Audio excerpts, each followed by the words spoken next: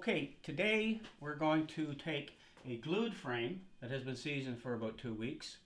We're going to remove the clamping from it and then pilot drill it and nail it together with some aluminum or copper nails so you don't get much corrosion in them.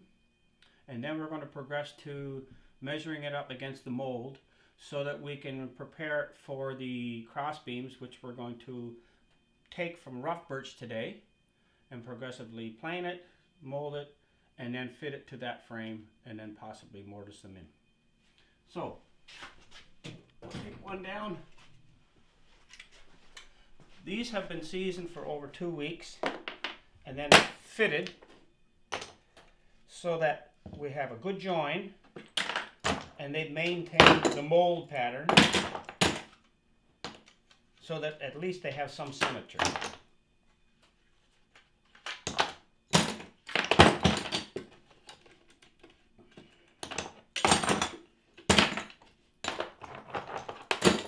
And we'll get the other one.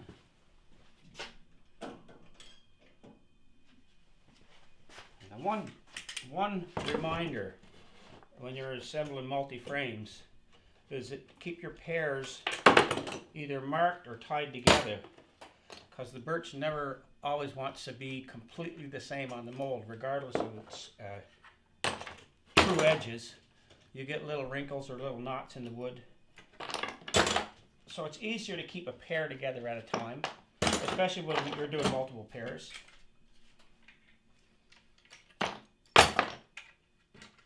Most of these have been glued with an exterior grade glue, obviously, because they're going to be in all seasons.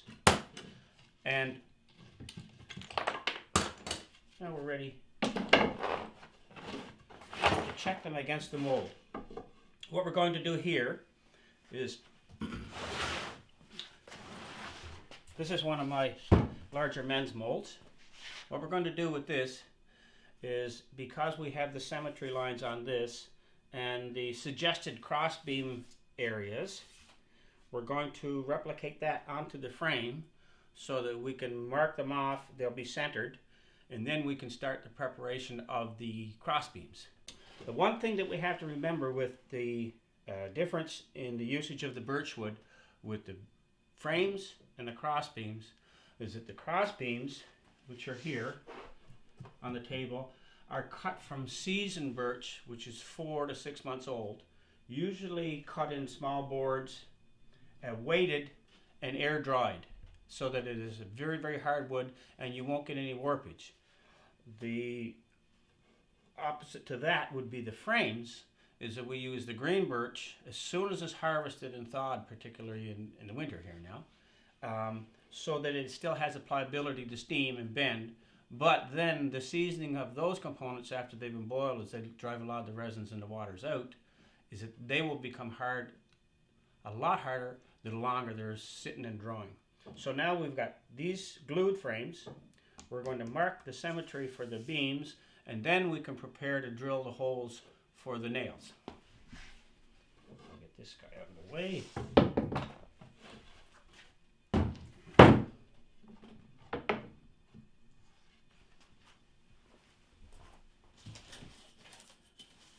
What we're going to do here is we're going to just elevate this off of the mold so it doesn't want to sink down around, and give me some reasonable balance of it.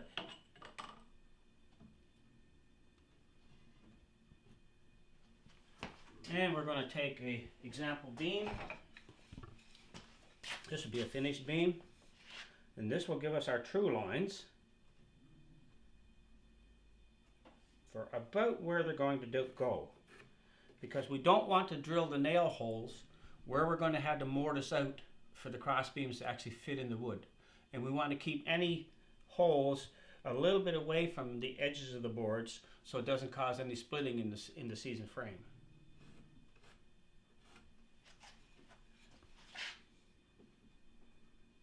Now in this particular case, I'll only mark one frame. Once the drilling and the beams are in position on one, then I can position for the next beam just by doing an overlay so we have them almost exactly the same. So what I'm going to do in here now is we can see the pencil lines of where the beam is proposed to go, and I have to remove this much of the end of this inside frame.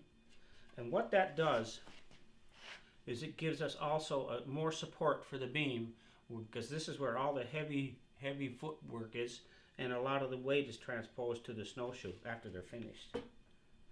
So we've got this ready. That means I can drill my nail holes in behind this, but also on the end where the tail beam goes. I don't want to drill too close to the end of these either. And I'll even them up. So we're just going to take a little bit off of this one to give us some symmetry in the finished snowshoe frame. Okay. So we've finished marking for the front beam and the tail beam in preparation for drilling the holes and sizing out any extra wood where we don't want it for the beams. Right here, this is the wood that we have to remove because this is the line of the beam on the front. Similarly, here's the other side. Now on the back end, we notice that there's just a little projection of the outside beam, or excuse me, the outside frame to the tail beam front. This one's a little bit longer, and we have a little bit extra when we steam just for those purposes, so that we make sure we have extra support here. This one's going to be cut off about there just to maintain the symmetry similar to this end here. So now we'll set this up in here so you can see where we have to remove the wood prior to drilling the holes. And we want to be careful so that we only go down to the thickness of the inside slat. And we're going to do the same thing up here. This is just for the symmetry. This has no impact on strength or support.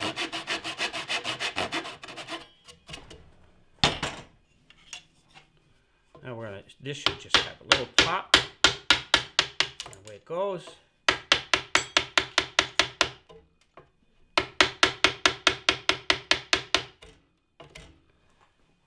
And we'll do the same thing down here.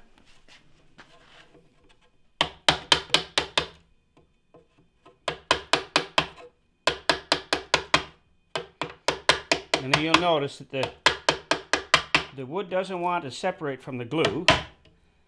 It's really quite well adhered. Now we'll touch those spots up with a wood rasp so there's no residue of glue.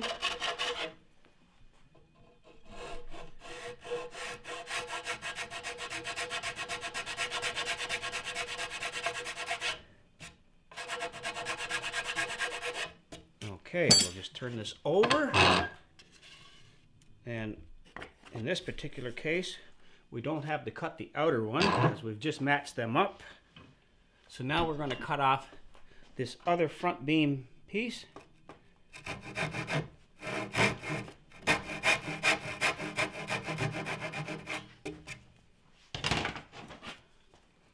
And we'll remove that out of the way.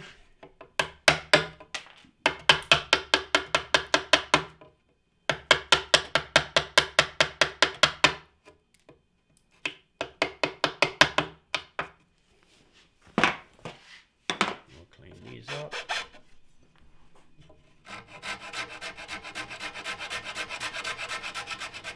Right now we just want to make sure that there's no lumps and the wood is all square in preparation for the beams. But now we'll proceed with the nailing.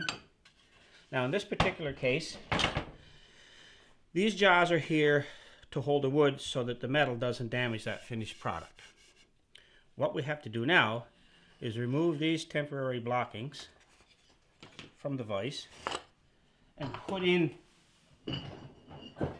the steel, which is going to enable us to peen the nails without damaging the wood.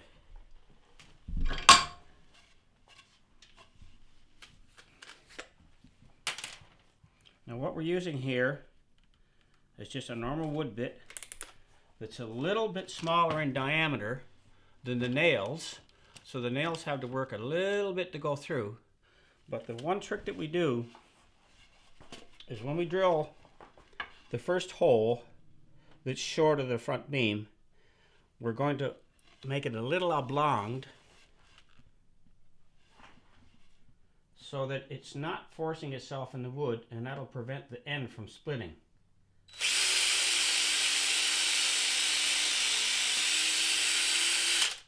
Now that we have the full hole, we're just going to wobble it around a little bit. That'll enable the nail to penetrate this first layer and not cause a splitting action there. Yeah, we're going to drill the others.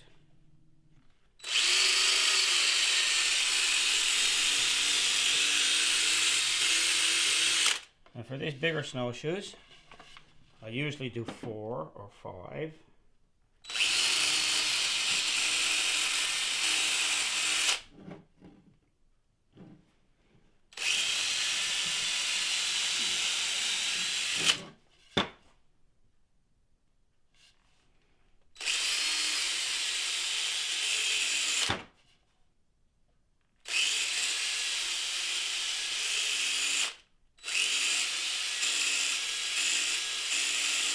Give them a little bit of slack. Because you have to remember, the seasoned birch is now getting a lot harder.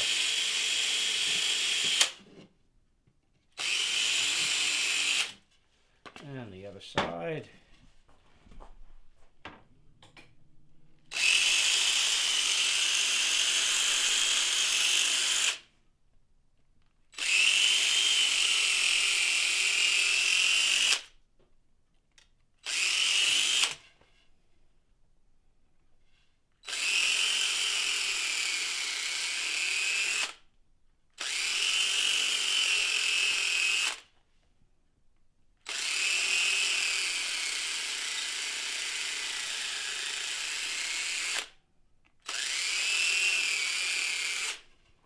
And we'll just oblong these holes a little bit on the back side. Now these are quite heavy frames.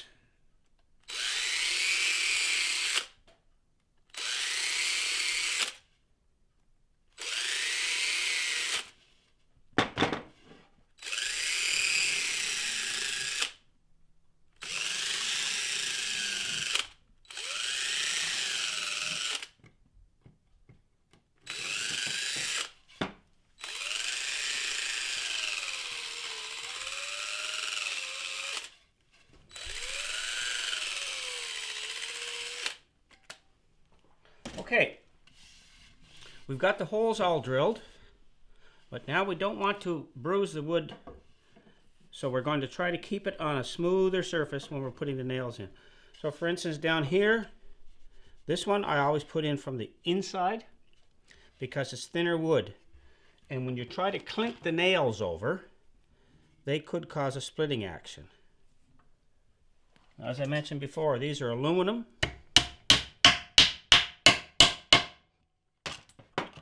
Just to prevent corrosion.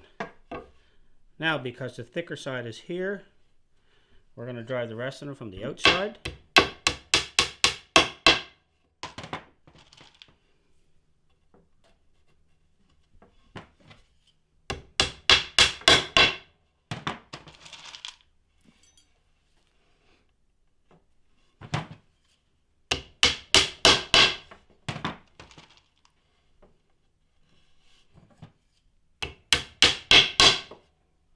One side.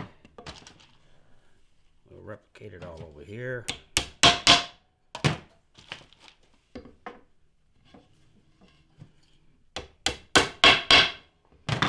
Years ago,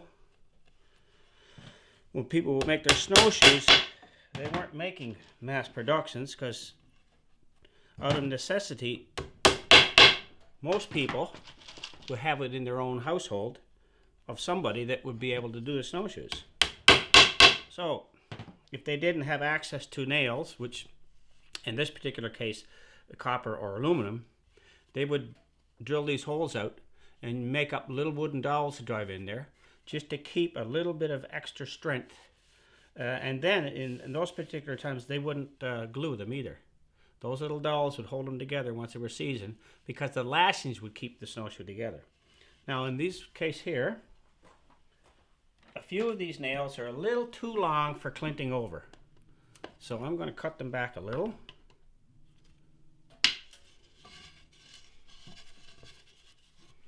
As you can see on this one here. So they're out about 1/4 of an inch.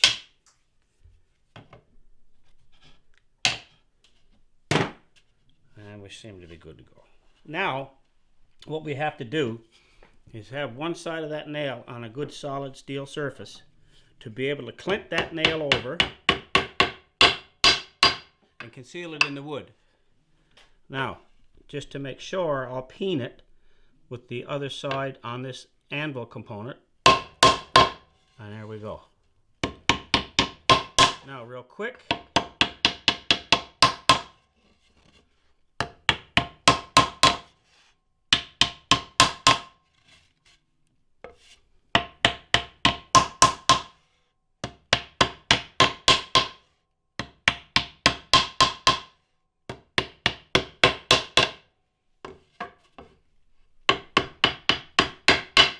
Now we'll peen the rest of those nails so that make sure they're as tight as possible.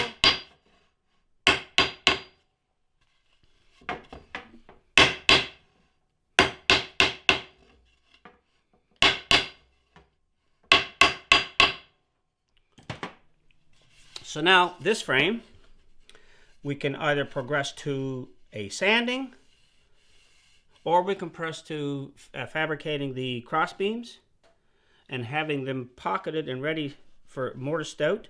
Then we can do the sanding in case we get any little nicks or anything, and then just slip the beams in after. So what I'm going to do here now is we're going to put this away, and then we're going to start the process of sawing some cross beams from the seasoned birch. Use a template to mark them out for this particular snowshoe.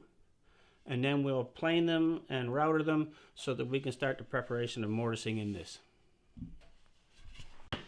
Okay, now we're ready to take these prepared beams and actually mark them so that they're going to be able to be free cut, and then the mortise is done with the flexibility of the beam to open up and just drop them in. There won't be any glue, there won't be any nails.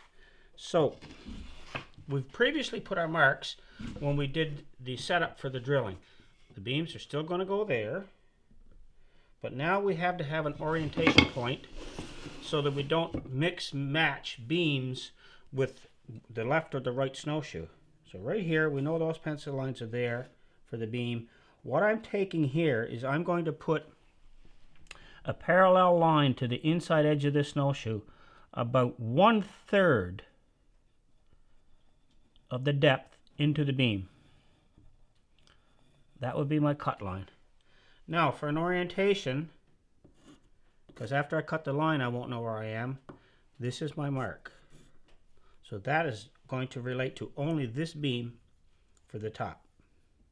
And I'll do again the about 1/3 penetration. That's for the toe beam. Now, similarly, for the tail beam,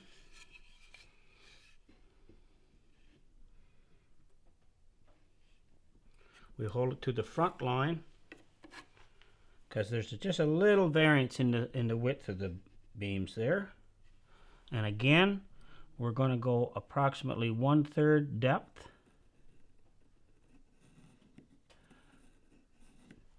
An orientation mark for the back beam so that I know which edge is left or right, rather than marking L and R's, and this will take care of that. So now we've got these two done. The other two, we wait till we have these assembled and this snowshoe sanded and the beams inserted, so that we'll have exact symmetry when we take the other beam, and then we'll mark the other beam with an overlay on this one. So now we're going to take these to the bandsaw. We're going to do the cut on this line, but we're also going to do the taper like this that takes away a little bit of wood, because we only want to mortise in a little bit less than half of the width of the snowshoe, so we don't compromise the strength of this and we don't compromise the strength of the beam. Okay, so now we've got our beams marked for one specific side of the set of snowshoes. We're going to take the excess wood off and then chamfer in the sides to reduce that cross section for the mortising in the beams.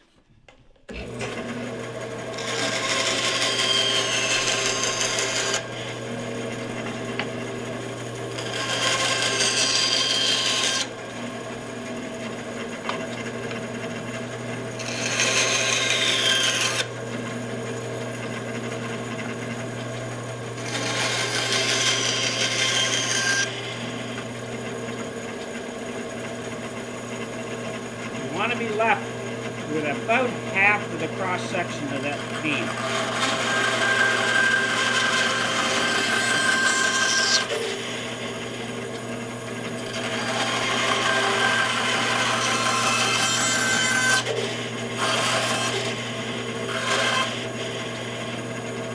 In this particular case here, we want to make sure that we have our vertical from this end as a start point to the second end.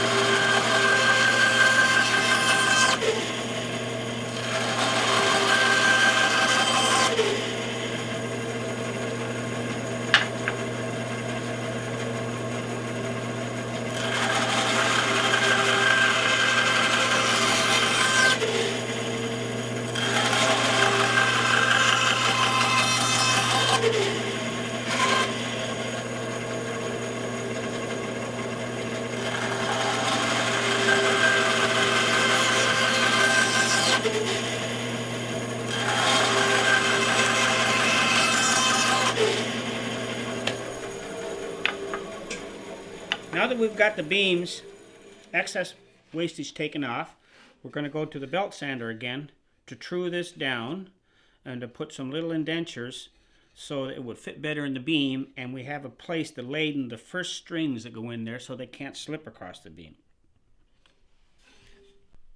What we're going to do now is we're going to take off a little bit of excess here to try and get these all about the same size. It's not particularly that fussy because every one is going to be individually mortised. It's just so you want some consistency in the alignment and the thickness.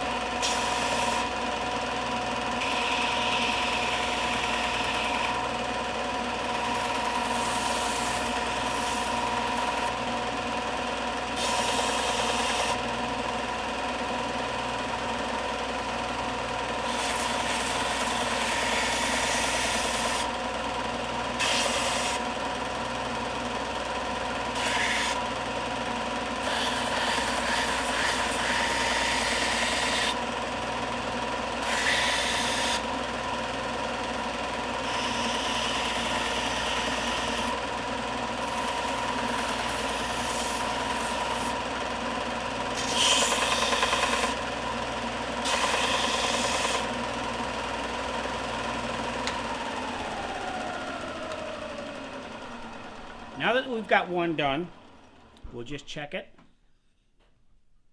The ends both seem to be pretty well straight.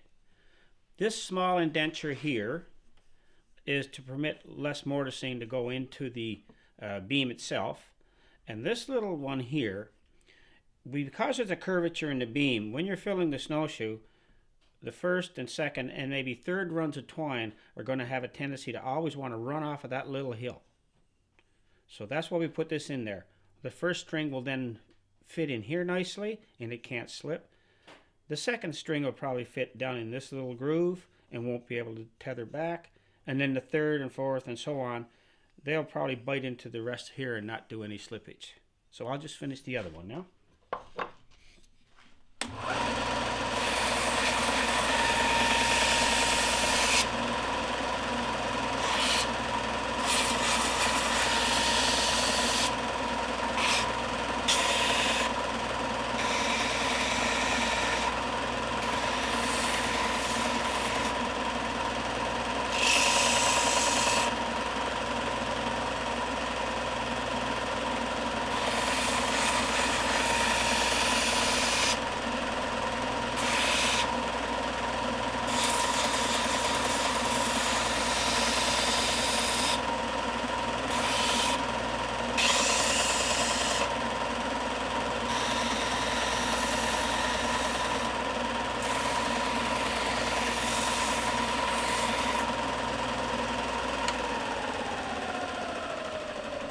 Here we go. We've got 2 beams ready, and now we can go proceed back to the frame and prepare it for the mortising. So now we've got our beams prepared and ready to mortise out the beam, but we have to make sure that we're on our lines with our orientation mark. So for instance, back here, here's the line for that back beam.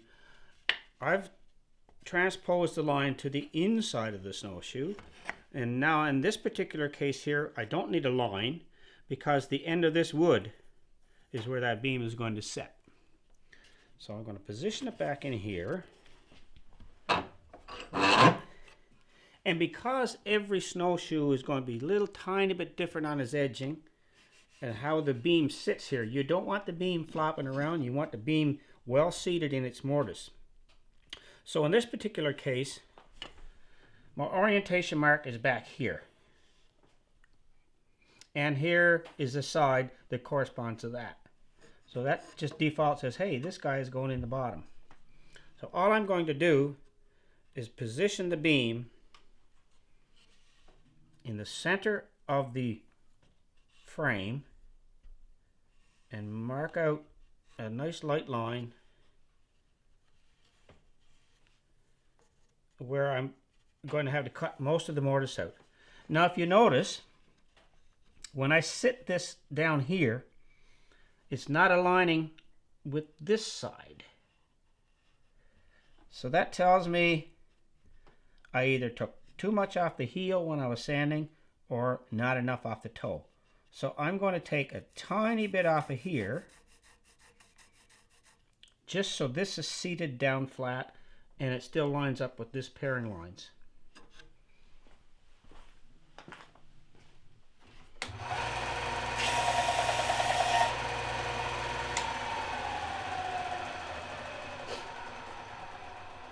So now let's see what we have. So there we go. We're pretty well lined up. Now I'm going to just check my lines again before I cut.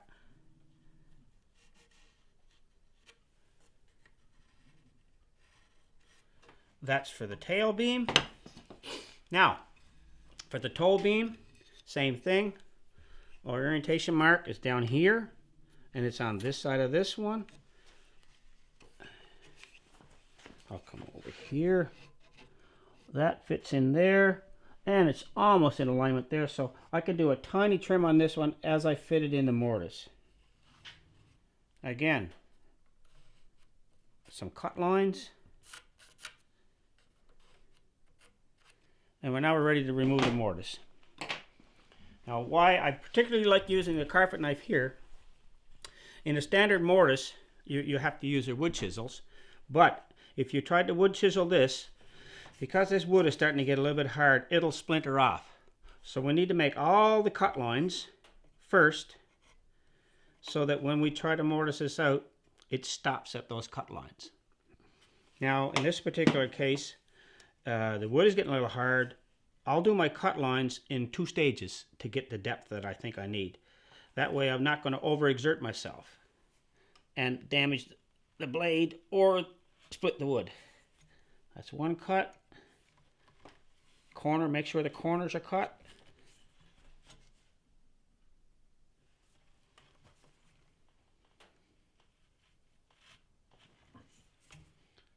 And the second cut. Now because of the shortness here, we want to make this line from both sides, simply because of the angle of the blade. We don't want to exceed these outside lines, because any little cut will cause the wood to progressively weaken. And we'll get this corner, and now we'll do the other one.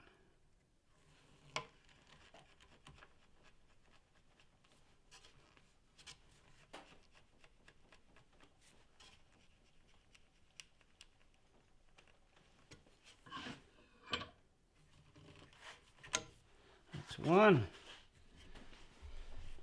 Now we'll get the other.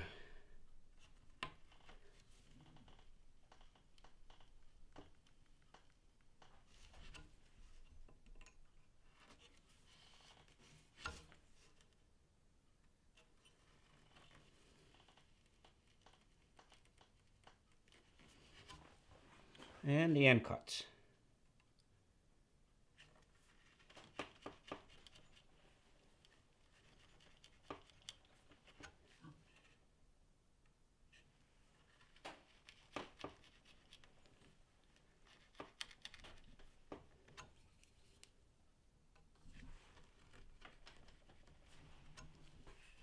And the corners.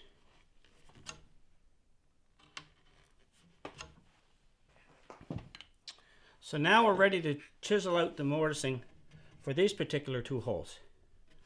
Now, the trick to be able to cut a good mortise is good sharp tools. You really need a small chisel. These ones are 1/4 inch. And the smaller snowshoes, that would be the maximum width of the end of the tapered beam. In this particular case here, they're a little bit bigger, but still the smaller tool is easier to use. Now, because of the inside curves, you can see this wood chisel doesn't have the conventional handle. It's been cut off simply because there's not enough room to maneuver it in here to do both sides of the mortising.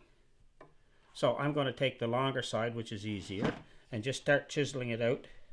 I'm going to go down a little bit less than the full penetration that I want, because I can always finish it up by touching and just pushing the chisel as opposed to hammering it, so you have more control of the wood that you're removing.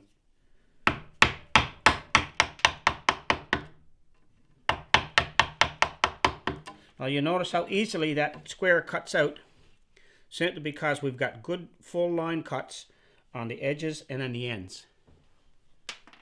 So we should get no splintering.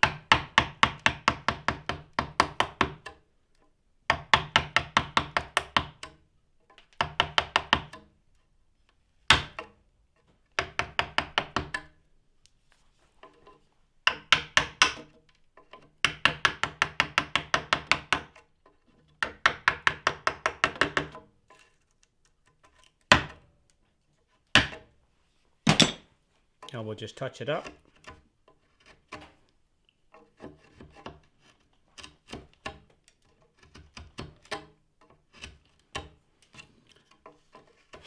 Now when you're doing your dry fit, ensure that there's no debris left down in the bottom, because a little tiny bit will have an impact on the fitting of this whole thing. Now again, our orientation mark, so this is the end we're doing.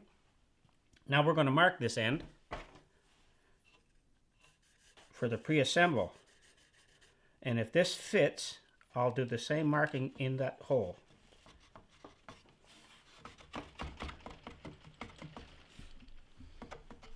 I'll take it out and see what kind of wear I'm getting from the pencil dust to see my penetration. So my penetration into the beam is fairly good. It's a little bit lower here, so I'm going to remove a tiny bit of wood from this corner to permit that back to drop down a little bit and be flat.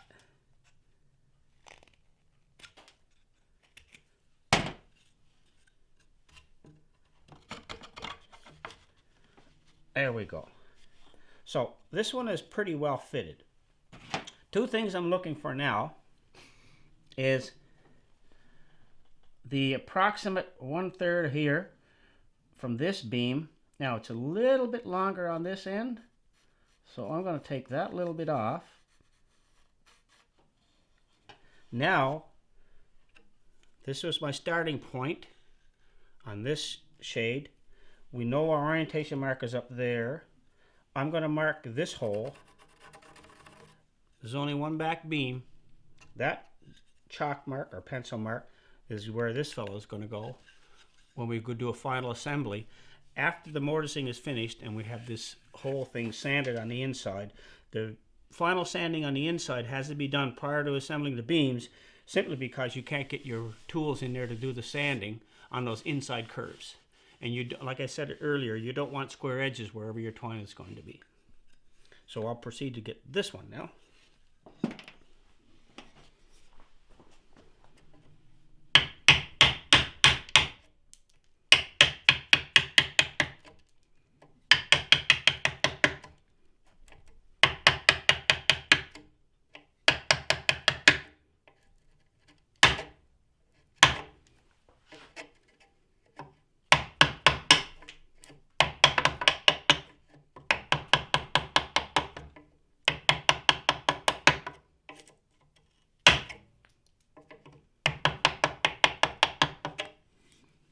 Now I'll clean it up a little bit by hand.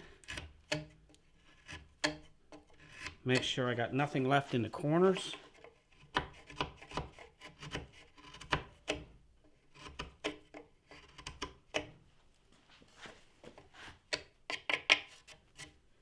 And let's see how it wants to fit.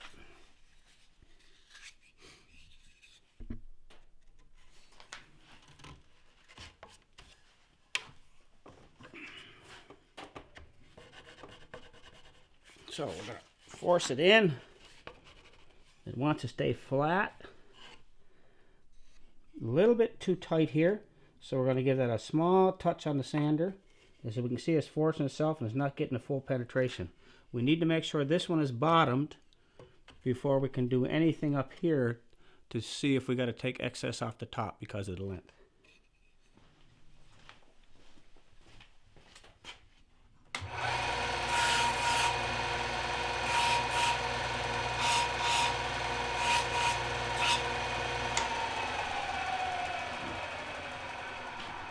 Now all I've done here is I've removed the pencil marks that we see protruding down there.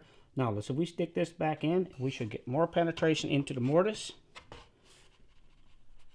And it's flat and it fit in here. So now we're going to do a little quick check on this one for the penetration. That looks great there. A little bit too high here again. So we're just going to take that off. And then we'll turn this around and we'll mortise the other two sides.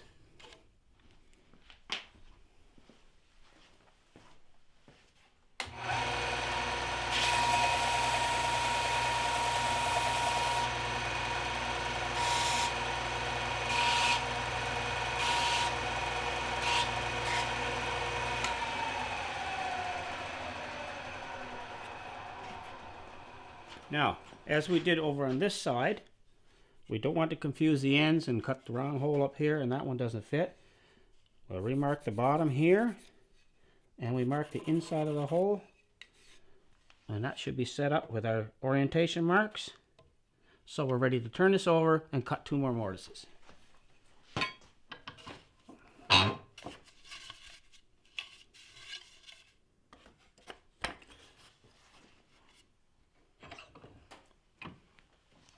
Again, make sure we've got the right end. That's this side.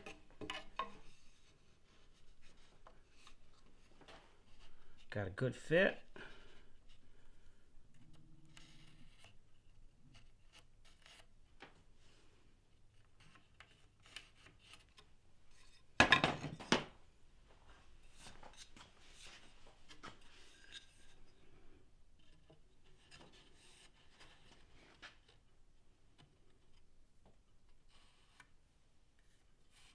There we go. Take our trusted old carpet knife. And again, we stay inside the lines because the lines as drawn with the thickness of that lead are actually outside the hole, outside the edge of the board. Two.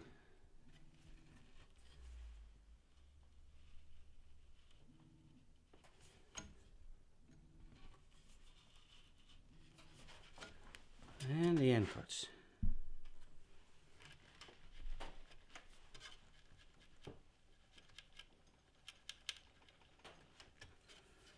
Give the corners a little extra cut. That just gives us a nice clean square mortise.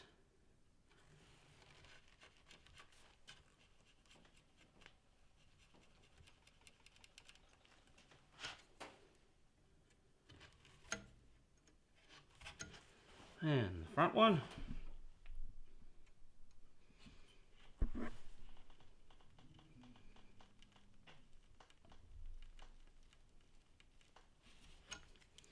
This one's a little bit harder.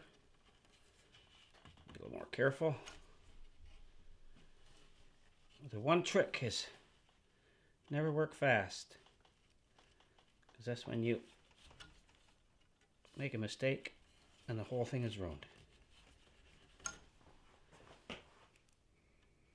Particularly at this stage.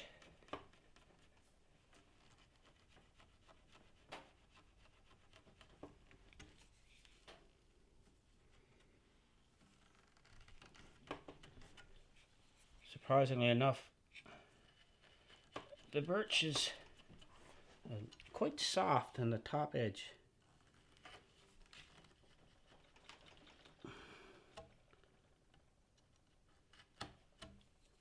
And the corners.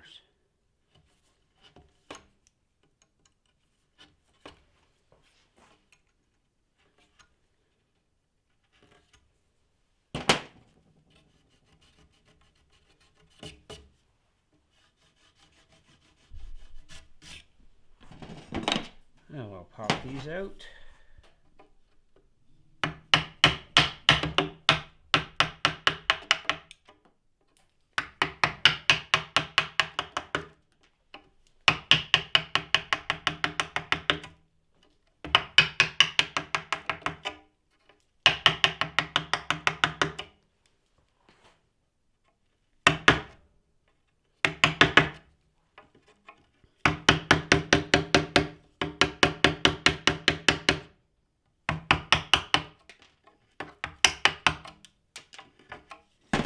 I'll clean it up without the hammer.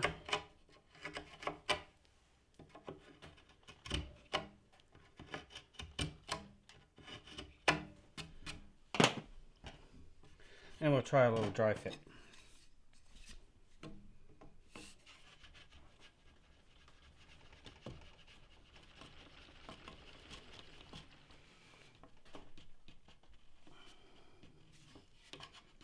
Now it's a little bit tight back here because as I put this backward pressure to make the alignment correct, down at this bottom corner, that bottom corner is wanting to rise. And we don't want that to come up like that to get our alignment, because that reduces the amount of this surface area that's done in the mortise. So if it was like this, it would wear out pretty quick and the beam would fall out of the snowshoe. So you can see back here, that pressure point is where I was forcing the wood back. So I'm going to release that by just taking out a tiny little bit again. That's going to permit this to go down and be seated on the bottom and still have our alignment here. Now that we've got both of these mortises done, we're going to check for the penetration. We're going to put this one back in here and we're going to put a little line there. So that shows the penetration on this side. If I put this one now back in, if we look right straight in across, you're going to find that this line is deeper than the approximate edge. The approximate edge of the beam is there. So that means this beam is just a tad bit too long. Now, I've got my orientation mark here and that penetration mark there. I'm just going to take this, sneak over there to the sander, and take that little bit off, parallel to this finished edge.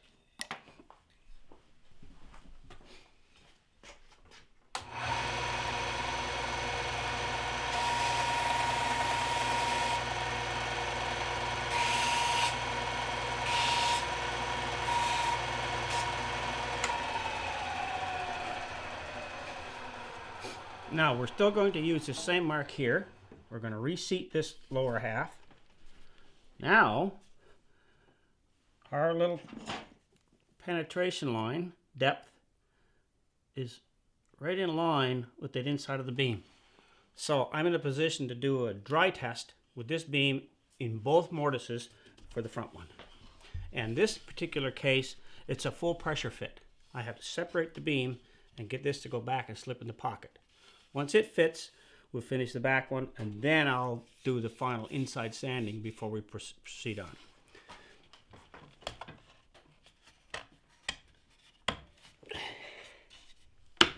Pop. There it goes. There's no slack, there's no twist, so we've got a perfect mortise joint here. Now, we can leave that in for now. It doesn't really matter, because it's not in the way to do this one here.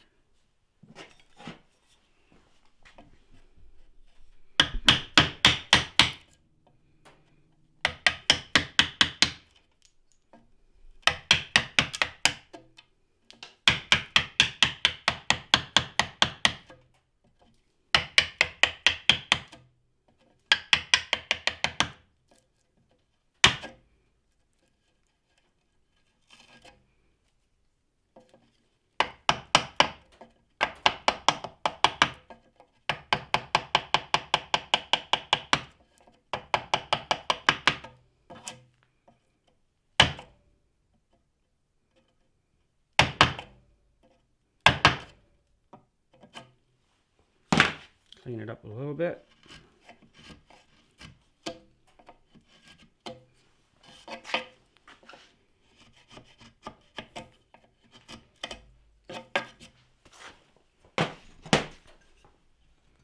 Okay, again, let's do our penetration mark first.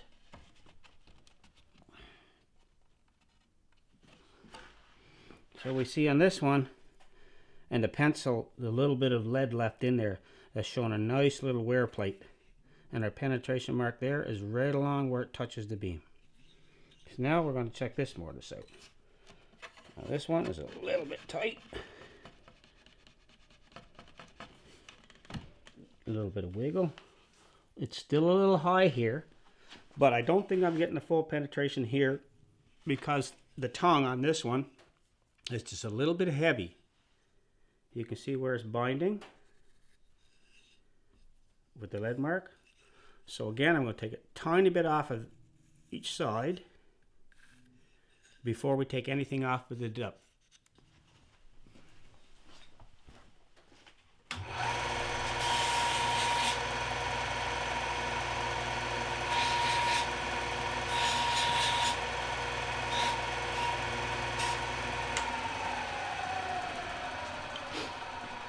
So we removed all those trace marks where we were trying to fit it in this one.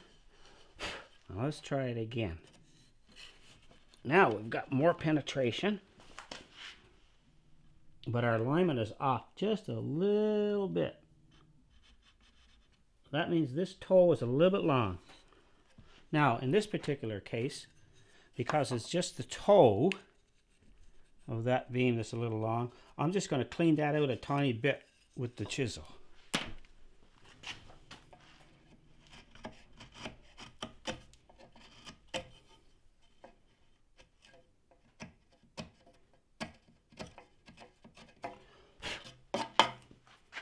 Again, I always check for splinters and little bits of wood in there. Okay, let's see how we go. Now, it's sitting flat. We're at our penetration line. So now we can put this one in and finish a full dry fit.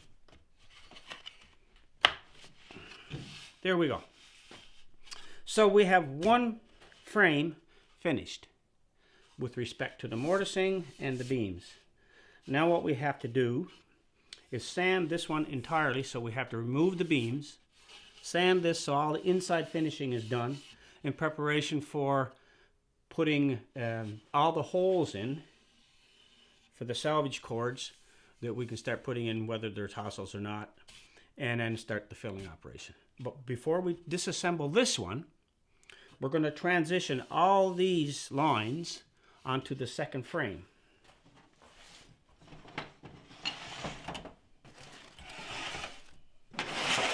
So we'll take this out of the vise and we'll lay it conveniently on the bench.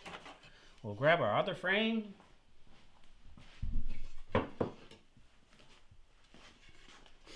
And this is where we'll hopefully ensure our symmetry. And again, I put it here and it doesn't seem to want to fit as good as that one. That's simply because of any minor irregularities in the mold. When I flip this over the other way, we get a totally different fit. So there's symmetry, but each side is not exactly the same. But it's a snowshoe, it's not a set of cupboards. So the things we have to look for now are first our cut line, where we had to take that out, and by default that's the starting line for the beam. The same thing on this side. That will be the bottom line for the front beam. Now on the back there's no orientation from the inside part of the frame. So what we're going to do now is we're going to lay this one on and complete our match lines.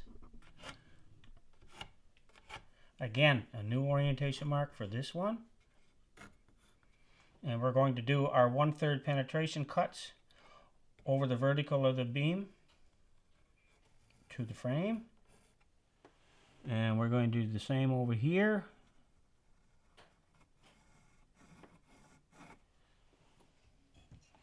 Now we're going to do the back one to make sure we have a good matching set. And the same thing.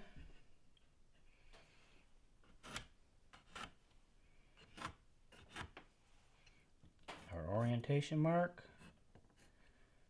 And then our 1/3 penetration.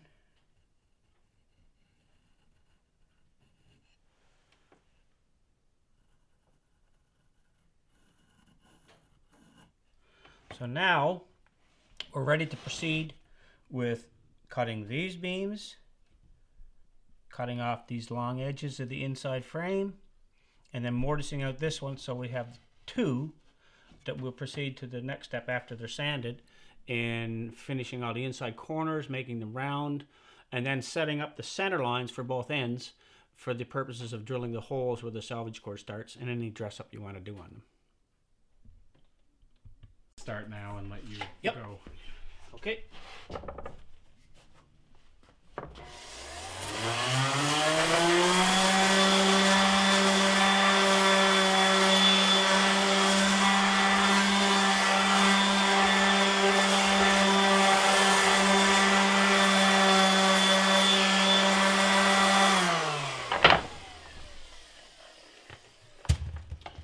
Okay, now that we have the finish sanding done on the frames that we assembled yesterday, we'll reinsert the beams and get these ready to do the center line markings and mark out all the holes that are going to take the salvage cord and the tassels. So we'll just stick those beams back in. And here's where it's very important that we pay attention to our orientation marks. On the front beam, just that little pencil mark, and that's the socket for it that was mortised out.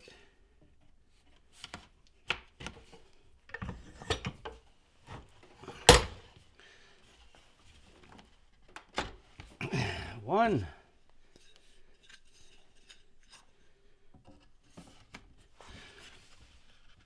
And two. So now what we have to do is take these, pair them as close as possible that we can, get them in the vise, and prepare for the drilling. Okay, now that we've got these frames completely sanded and our beams are all reinserted, we're going to try to find a center line of the ends of each of the snowshoes in preparation for putting in the marking lines for the small holes that are going to hold the salvage cord that goes completely around the snowshoe. And this cord is very important in that it is the one that all the filling in the ends is going to be secured to. So all I have to do is just measure this all up from one side of the top of the beam to the other. And we've got 19.5. So 1 3/4. We'll check that. Perfect. So this is my center line. And I'll carry it off to the back. And now I just have to pick a point here where the string will not be down too deep into corners, and that I can have a corner string after the holes are drilled to go across this area right here, just like the pencil's positioned. So I'll need a hole here. Now I'll transpose that line with the square, and we have to put a center line in these.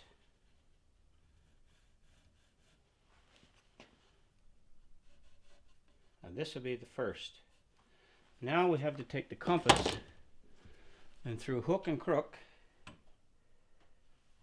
span it till all of our markings are equidistant to this line. So I'm just going to make a little start point.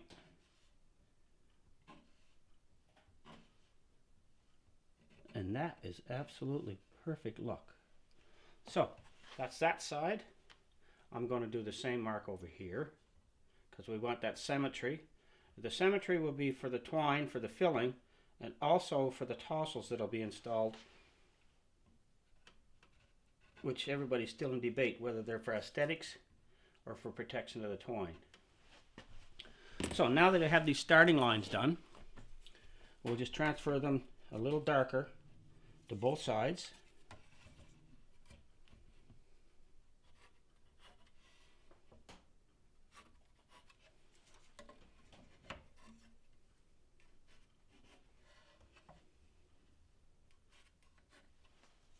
And we'll get the other side.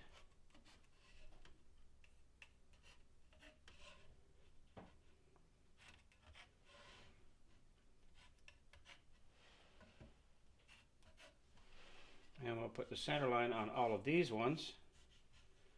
Now why we put the center line on the cross lines is because we have to stagger the drilling. And you'll see when I start drilling the holes what I mean. Basically, okay, that's one. Now, if we were to drill the holes straight in a line, it would cause a weak point for the snowshoe that might cause it to split. If we drilled them perpendicular this way, it would weaken the wood in the cross section. So what we have to do is we have to make our holes opposing each other on a diagonal, like this here. So now I'm going to proceed to drill this.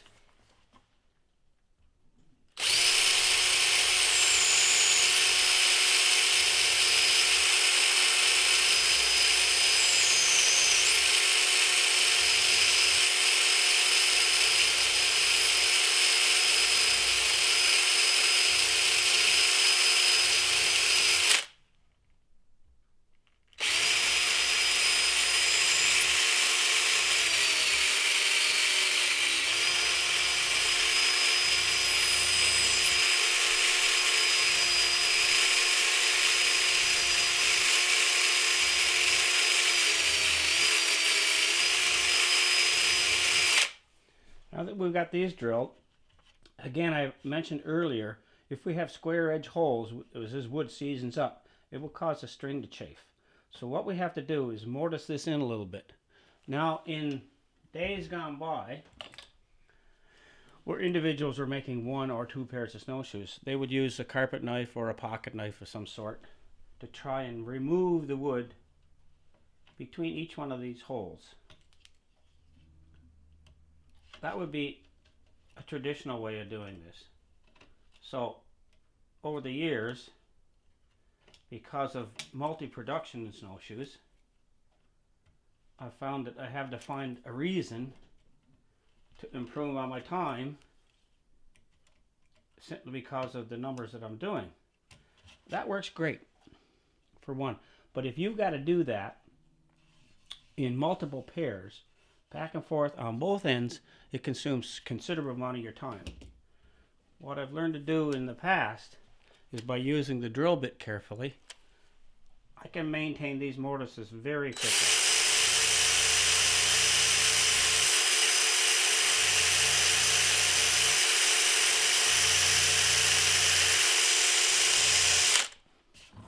So that's a hybrid step to the traditional method of hand doing it. And the same thing with the drills. I'll just drill a few more. Get this side done.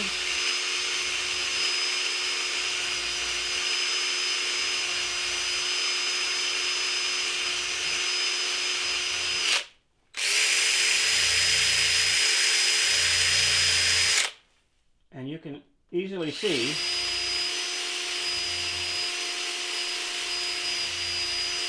with the drill certainly saves time in cleaning out that. It rounds the edge of the hole, but it also provides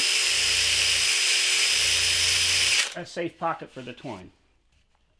Now I'll continue drilling these, but now for the beam, now that I have these first 2 holes done, I need to know where the holes are going to be in this beam to maintain the salvage cord so that it doesn't, as I fill it, it doesn't want to cause a cavity in the twine and then a big gap in the filling. So I'm looking again for my little diagonal line, and I'm going to move it into there a little bit. Why I have the two of them there is I want the symmetry in the drilling and the appearance of the snowshoe fill when it's finally done. Again, elongate the hole a little bit. Now I'm going to put one on my center line.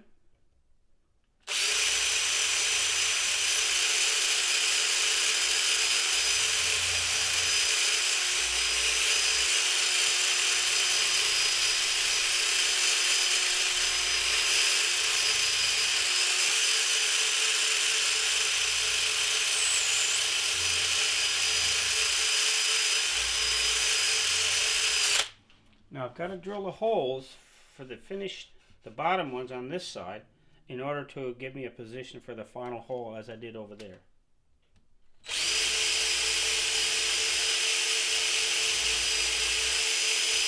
You can tell by the reluctance of the bit that this wood is starting to season up really, really well.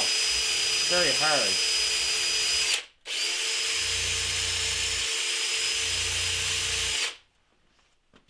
Now I look for my diagonal. It's going to be about there. Now on this side, I need two holes.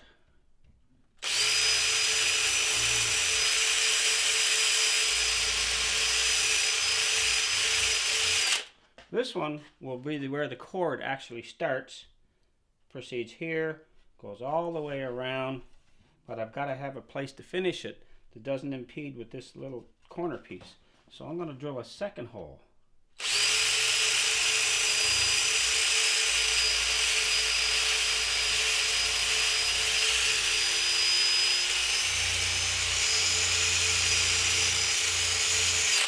Now why I've elongated this hole is all these other ones, there'll be a single passage of the twine, only one passage of it. But in order to complete the knot over here, so that this can't slip and come undone, I need it elongated for at least 2 diameters of the twine to go through it. Now that we have the top half all drilled while it's still clamped, we'll have to remove it from the vise so that we can complete the holes and round them a little bit in the inside beam, and then clean out the residue left from the drilling up in this end here.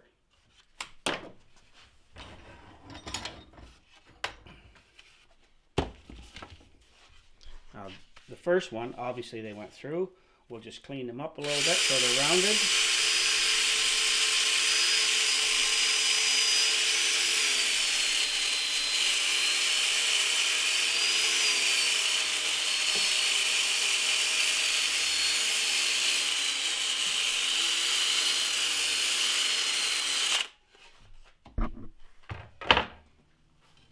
And then we'll finish these ones on full penetration.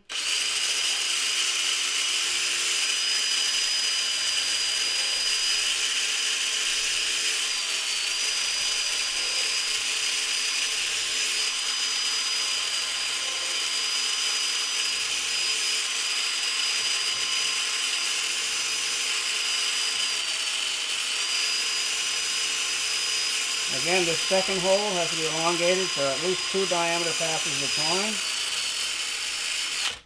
twine. We'll round out the other side.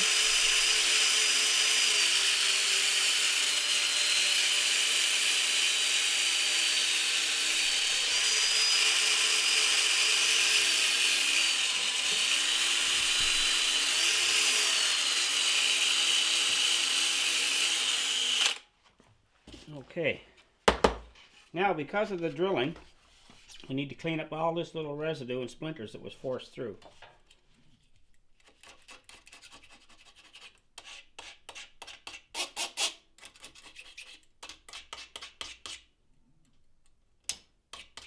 Any of these little deposits left will give you grief when you're trying to needle through the twine, because there's not very much extra room, and you don't want it to slop around.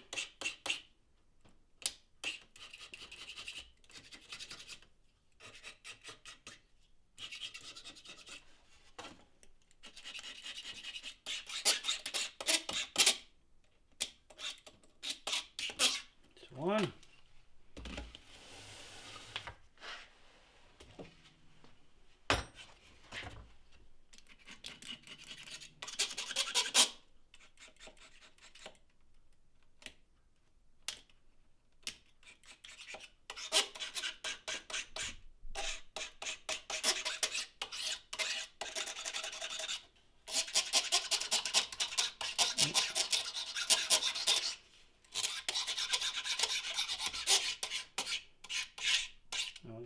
it didn't go right through, so we'll fix that up.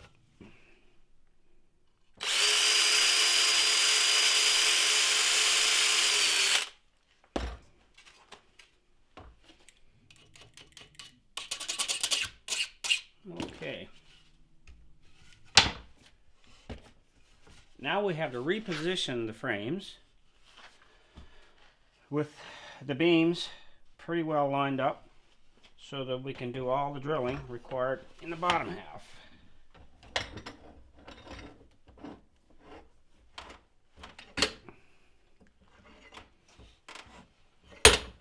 Similar to the top.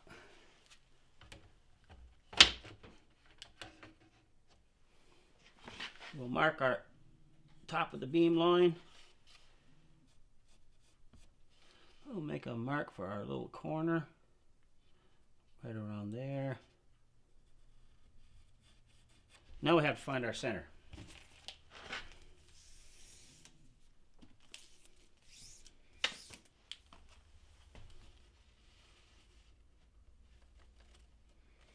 And in this one, we're 16. 8 is our center. Put on our center line.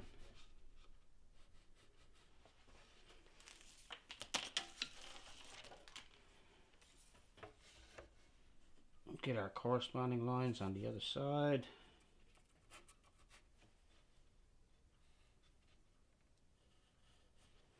And now we have to take the compass, and obviously the gap that we use in the top is not going to work very well here. So we have to wiggle with that a little. See what it's going to look like. This time we're not so lucky. Didn't work out. So we gap it some more.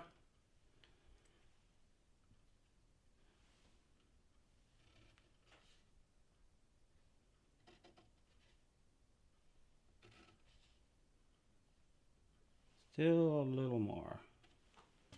Get rid of these lines.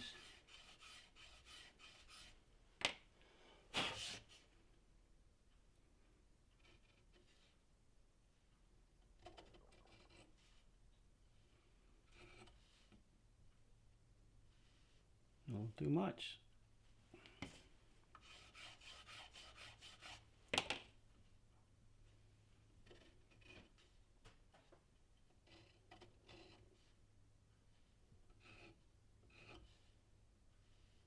There we go. Now we'll mark the other side.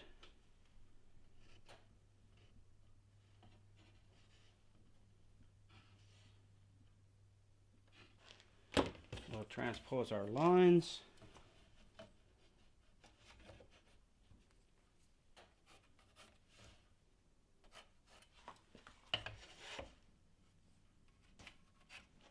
On the other side.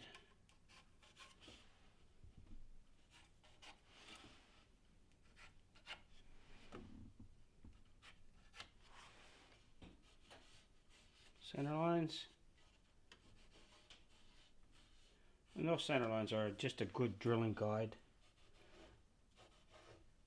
Doing it freehand wouldn't give you the symmetry that's going to, in the end result, look wonderful on your snowshoe. Okay, these are all marked similar to the other end. We're going to drill these, and once these are all drilled, then we're going to do a final sanding on the face where we put the marks just to remove those. And we're going to sand off the ends here where we've drilled. And then where the main twine goes around the frame, we need to get rid of this square edge. We'll round these edges between the beams, but up here we'll leave them a little bit square because the squareness gives it some bite when you're walking. If it was really round, if it had tendency, some find it a little bit slippery. So we'll take this one away now, and we'll finish drilling it. And then when we come back, we're going to do a quick sand of the outsides to show the rounding of the edges. And then we'll be preparing for the initial twine that goes around the ends on the inside.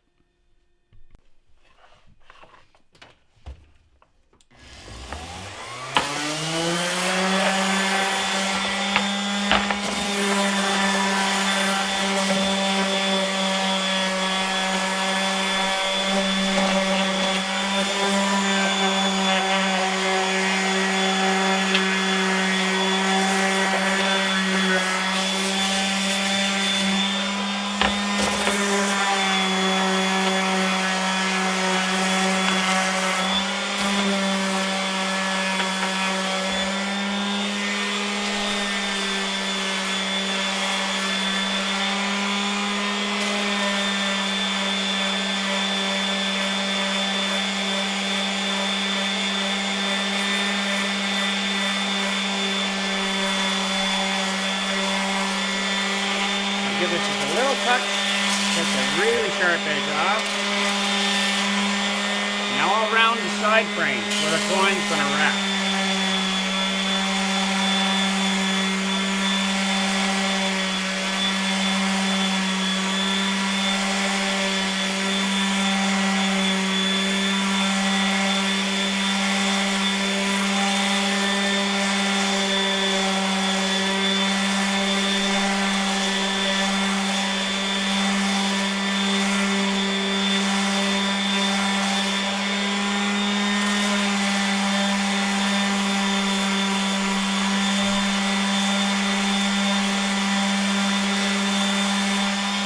Side.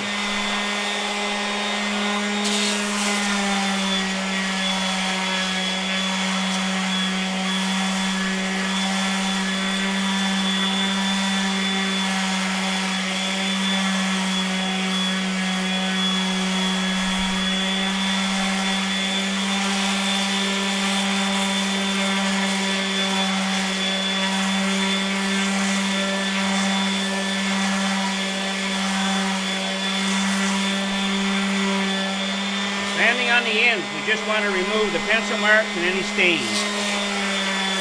We don't want to remove that little mortising.